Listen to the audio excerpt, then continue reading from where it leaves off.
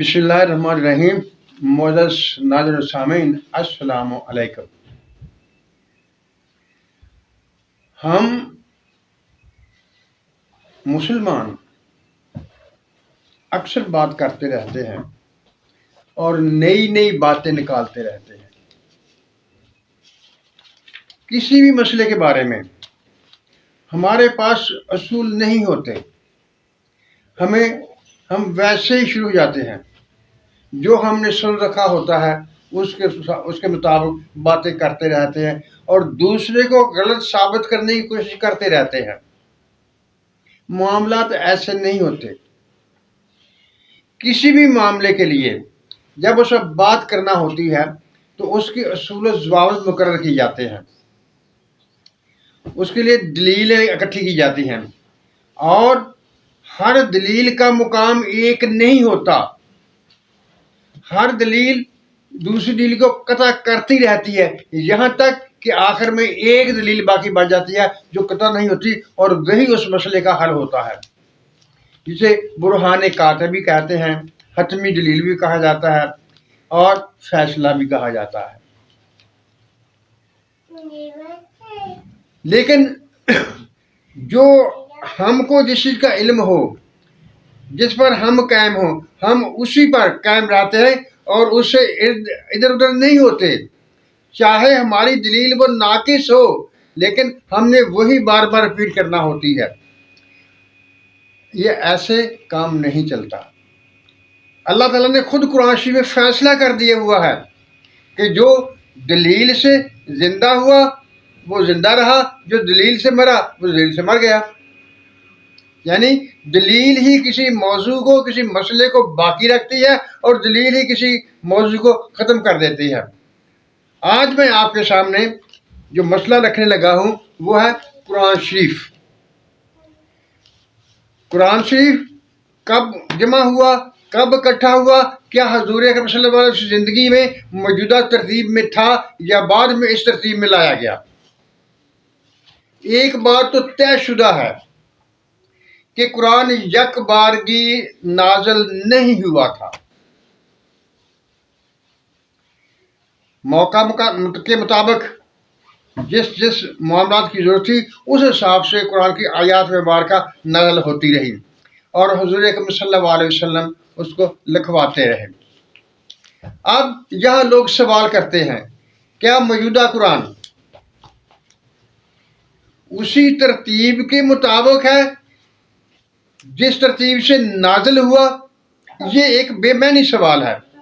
جب ہم نے یہ تسلیم کر لیا کہ قرآن مجید وقت کے حالات کے مطابق، ضرورت کے مطابق ہی نازل ہوتا رہا اور حضور صلی اللہ علیہ وسلم لکھواتے رہے، کیونکہ قرآن شریف میں خود اللہ تعالیٰ نے ارشاد فرمایا، شہر رمضان الذی انزل فیہ القرآن، یعنی رمضان وہ مہینہ ہے جس میں قرآن نازل ہوا۔ ادھر ہم کہتے ہیں کہ 23 سال 6 مہینے یا 5 مہینے کی مدت میں نازل ہوا۔ ادھر قرآن کہہ رہا ہے کہ قرآن کو ہم نے رمضان کے مہینے میں نازل کیا۔ اس کا حل کیا ہے؟ اس کا حل یہ ہے کہ قرآن شریف کو آسمان چہارم پر رمضان کے مہینے میں نازل کر دیا گیا، اور وہاں سے وقت ضرورت جن جن احکام کی ضرورت ہوتی تھی اس کے مطابق نازل ہوتا رہا، اور حضور اکرم صلی اللہ علیہ وسلم اسی ترتیب سے، جس ترتیب میں آسمان چہارم میں قرآن شریف موجود تھا، اس کے مطابق لکھواتے رہے، اور پورے کا پورا قرآن مجید حضور اکرم صلی اللہ علیہ وسلم کی زندگی میں مکمل ہو گیا۔ اب یہ سوال پیدا ہوتا ہے کہ اگر چلو قرآن شریف مکمل ہو گیا، حضور اکرم صلی اللہ علیہ وسلم قرآن کے حافظ تھے؟ ہاں، حافظ تھے، کیونکہ ہمیں روایت میں ملتا ہے کہ حضور اکرم صلی اللہ علیہ وسلم ہر سال نازل شدہ قرآن کے مطابق اس کی دہرائی کیا کرتے تھے جبرائیل کے ساتھ، اور جس سال حضور اکرم صلی اللہ علیہ وسلم نے اس جہان فانی سے رحلت فرمائی، اس سال حضور اکرم صلی اللہ علیہ وسلم نے 2 دفعہ اس کی دہرائی کی، اس کا دورہ کیا۔ ایک بات، ایک دلیل جو سب دلیلوں پر حاوی ہوگی وہ یہی ہے کہ اگر قرآن شریف کے حافظ موجود تھے، حضور صلی اللہ علیہ وسلم قرآن کا دورہ کیا کرتے تھے تو کیا قرآن کسی ترتیب میں تھا یا نہیں تھا؟ کیونکہ یہ اٹل حقیقت ہے کہ جب تک کوئی کلام، کوئی مسئلہ، کوئی موضوع، کوئی مضمون ایک ترتیب میں نہ ہو، اسے حفظ نہیں کیا جا سکتا، اسے یاد نہیں رکھا جا سکتا۔ قرآن ایک ایسی کتاب، اگر اس کی ترتیب نہیں تھی، یہ ترتیب میں نہیں تھا، تو اس کا حافظ ہونا انتہائی مشکل بلکہ ناممکن ہے۔ ترتیب کے بغیر کوئی چیز حفظ کی ہی نہیں جا سکتی۔ یہ ایک ایسی دلیل ہے جس کو کبھی بھی رد نہیں کیا جا سکتا۔ اب رہی یہ بات، کیا صحابہ کرام بھی حافظ تھے؟ اس کے لیے ایک ہی دلیل کافی ہے کہ جب صحابہ کرام میں اکثر صحابہ کرام حافظ جو تھے وہ شہید ہوئے تو ضرورت محسوس کی گئی کہ قرآن شریف کو کتابی شکل میں محفوظ کیا جائے۔ وہ پورا مضمون، وہ پوری بحث و تمہیس جو حضرت ابوبکر صدیق اور عمر فاروق اور دوسرے صحابہ کے درمیان ہوئی وہ محفوظ ہے۔ آپ ہم سب جانتے ہیں۔ جو اس بات کی علامت ہے کہ قرآن اس ترتیب میں جو موجودہ مصحف کی ترتیب ہے، اس ترتیب میں قرآن صحابہ کرام کو حفظ تھا، اور حضرت عثمان غنی رضی اللہ تعالیٰ نے صرف یہ کیا ہے کہ اس موجود قرآن شریف کو کتابی شکل میں محفوظ کر دیا۔ معزز ناظرین سامعین، جیسا میں اکثر کہا کرتا ہوں کہ یہ سوشل میڈیا کا دور ہے۔ لوگ اپنے چند ہلکے مفادوں کی خاطر ایسی باتیں بیان کرتے ہیں جو پہلے کبھی نہیں سنی ہوتی، اور حضور اکرم صلی اللہ علیہ وسلم کی شاید ایک حدیث مبارک بھی ہے، جیسا مجھے یاد آ رہا ہے کہ ایک وہ زمانہ آئے گا جب لوگ ایسی باتیں تمہیں بتائیں گے جو تم نے پہلوں میں کبھی نہیں سنی ہوں گی۔ میرے خیال میں وہ زمانہ آ چکا ہے۔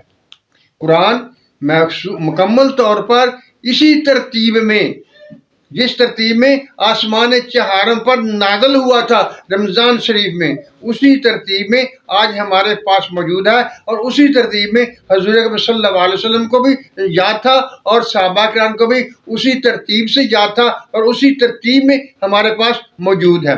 اب ایک بات اور باقی رہ گئی جو اکثر سننے میں آتی ہے، اس کے بارے میں صحابہ کرام کے اقوال بھی پیش کیے جاتے ہیں کہ کچھ آیات قرآن مبارکہ میں تھیں، وہ بعد میں ہمیں قرآن میں نہیں ملتی۔ یعنی کچھ صحابہ کرام کا نام لے کر یہ بات کی جاتی ہے کہ وہ ہم قرآن شریف میں پڑھا کرتے تھے لیکن اب وہ قرآن شریف میں نہیں ہیں۔ یہ بالکل غلط باتیں ہیں، ان کا کوئی سر و پیر موجود نہیں ہے۔ جیسا کہ میں نے آپ کے سامنے بیان کیا، قرآن شریف حضور اکرم صلی اللہ علیہ وسلم نازل ہوا اور پورا قرآن نازل ہوا، کچھ باقی نہیں بچا۔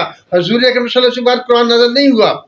حضور اکرم صلی اللہ علیہ وسلم کی زندگی میں قرآن مکمل نازل ہو چکا تھا۔ جب مکمل نازل ہو چکا تھا اور حضور اکرم صلی اللہ علیہ وسلم قرآن کے حافظ تھے، صحابہ قرآن کے حافظ تھے، تو ایسی آیات کہاں چلی گئیں؟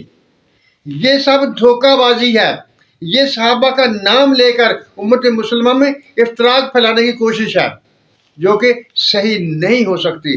قرآن پورا مکمل موجود تھا، حضور اکرم صلی اللہ علیہ وسلم کو یاد تھا، صحابہ کرام کو یاد تھا، اور اسی ترتیب میں موجود تھا۔ آپ کوئی بھی شخص کوئی باتیں کرے ان کو تسلیم نہیں کیا جا سکتا۔ معزز ناظرین سامعین، اللہ تعالی ہم سب پر اپنی رحمت نازل فرمائے اور ہمارے ایمان کو پختہ کرے، ہم کو ایمان پر قائم رہنے کی توفیق عطا فرما دے تاکہ ہم اس جہان سے جاتے ہوئے اپنا ایمان سالم ساتھ لے کر جائیں۔ معزز ناظرین سامعین، اللہ تعالی ہم سب پر رحمتوں کی بارش کرے، ہمیں سچ بولنے، سچ سننے اور سچ پر قائم رہنے کی توفیق عطا فرمائے۔ آمین۔ اللہ حافظ۔